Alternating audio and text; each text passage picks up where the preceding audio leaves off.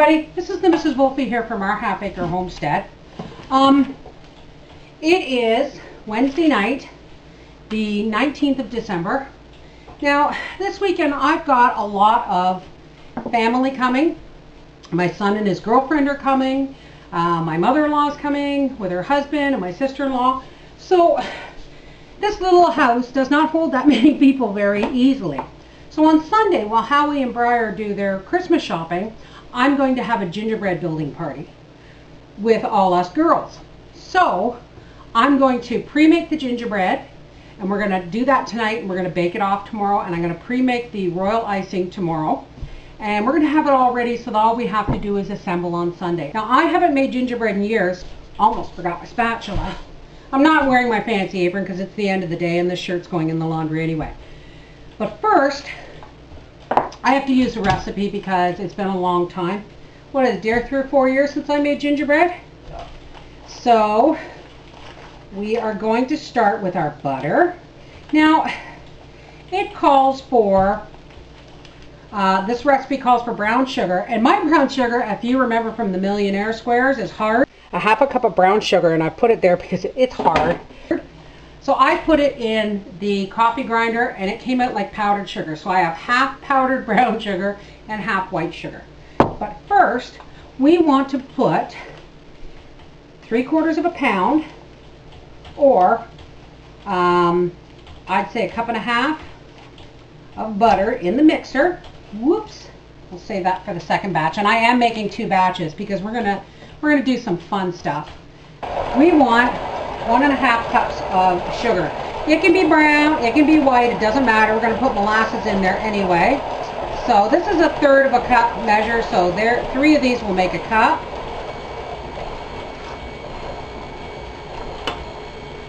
And 1/3, and a little bit more is going to be 1/2.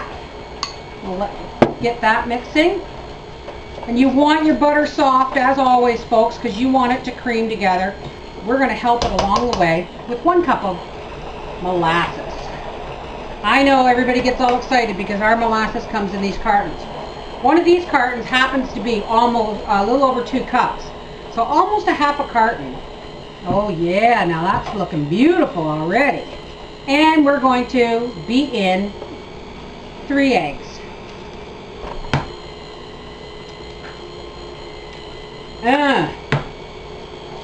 Deux, trois. That's the extent of my French lesson for today, folks.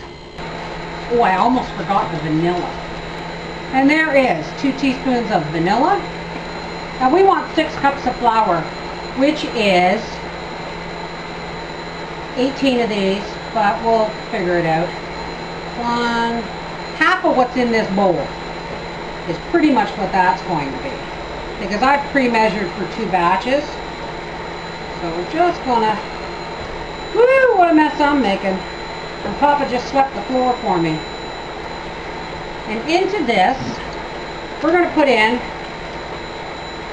roughly a tablespoon of ginger, a 3-finger pinch or a 1/4 teaspoon of that's allspice, let's say a 1/2 teaspoon of clove powder. We're gonna put in about 2 teaspoons of baking soda.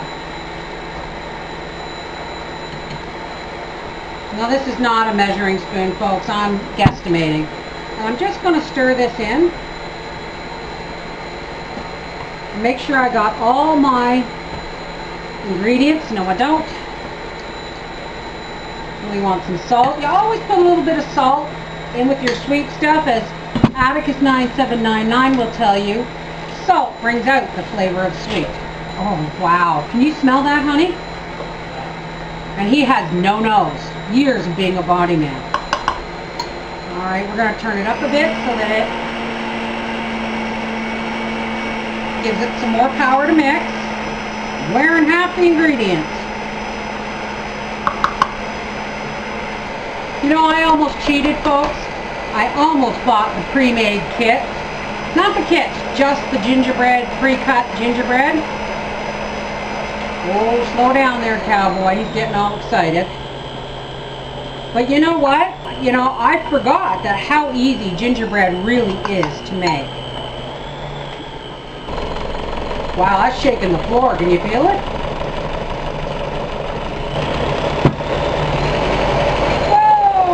he goes galloping away again. Let's see. Now, I'm going to say that's a nice stiff dough. All right, I'll be right back when I have this part cleared away, and I'll show you what we're going to do next. Now what we're going to do is we're going to, hopefully, dump our gingerbread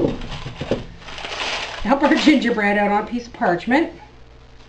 Get the rest of it out of the bowl here. While I was off camera, I added another third of a cup of flour and I kneaded it in because we want a really stiff dough. So we're going to take our gingerbread and we're going to divide it into 3.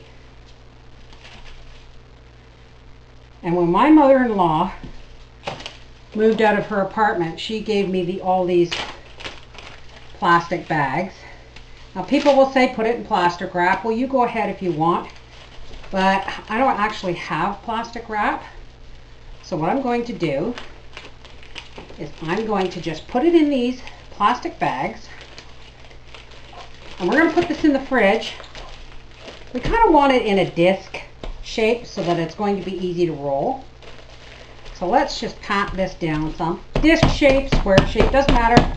If it's too thick, it'll be really difficult to roll out after it's chilled. So we're going to divide this into 3 and put it in Ziploc bags. And then I'm going to go ahead and make another batch because, like I said, hopefully we're going to be doing a couple of gingerbread houses. And because, like I said, my son and his girlfriend are going to be here until Christmas Eve. And we're going to have our dinner on Christmas Eve. And then they're going to her family's house. So I'd like to be able to send one of our gingerbread houses along with them. That'd be nice, wouldn't it, honey? Alright, this is Mrs. Volpe from our Half Acre Homestead saying we'll be back tomorrow to roll out, cut out, and bake our cookies and make our royal icing. Gingerbread, not as hard as it looks.